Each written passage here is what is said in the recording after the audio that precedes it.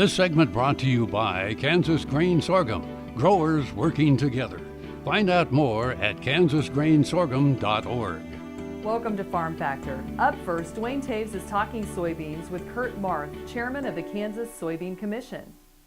Duane Toews joining you once again here on Ag AM in Kansas, and a chance to catch up with Kurt Maurath, chair of the Kansas Soybean Commission. And Kurt, that Soybean Commission, that's the individuals who are tasked with the responsibility to take care of and invest those soybean checkoff dollars. There's specific guidelines that you guys have to follow in that regard. Yes, there sure is. And, our state just had a record soybean crop, so we do receive quite a bit of income from that. And we just went through the proposals this last December, November. We have researchers send in stuff, and we go through all the process of figuring out which proposals would really benefit the soybean producers the most in the state of Kansas.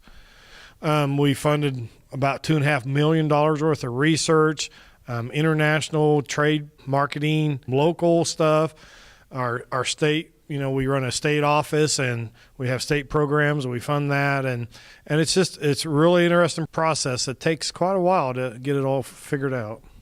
We think about the realities of that. When we look at research, there's a number of things that you don't find out or get conclusions from in just a year's time. I know you've got a number of ongoing projects that require annual funding, and hopefully at the end of that period of time that ultimately things are brought to the forefront for producers to use and invest and be better for their bottom line.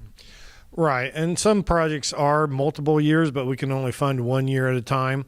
But a lot of times we are able to fund them through their second and third year. We've done a lot of fertilizer projects and just, we fund K-State with our soybean research, growing in soybeans. One of our big successes is the biodiesel industry that has gone from 100,000 gallons 15 years ago to 2.5 million gallons this year in the nation. So we've been in the forefront of that. We really support it in our state. It's just a wonderful product that uses a lot of soybeans. And when you consider that 60% of our nation's beans need to be exported, then it just shows how much we've got to do to increase the need for our commodity. Another way to do that in value-added products like biodiesel would be in the livestock products that we export in terms of meat and protein exported around the world as well, that soybeans certainly are a big part of and support as well. Right. When we fund, and we're partnership with organizations like the United States Soybean Export Council, USEC, or USMEAT, they're all about going to the other countries like Mexico and showing them the value of the soybean protein in their chicken diets. And I also serve on a WISH committee that's with American Soybean Association. And the WISH committee goes into the really poor countries and get them to buy a pallet load of soybean flour and shows them the benefit of that. And we have some real successes of going from zero exports to those countries to, several hundred tons of exports in just a matter of a year or two. Our thanks to Kurt for joining us here on Ag AM in Kansas with an update with the Kansas Soybean Commission. I'm Duane Toews. Jamie, we'll send it back to you. Thanks, Duane. Folks, come back after these messages for this week's Kansas Soybean Update.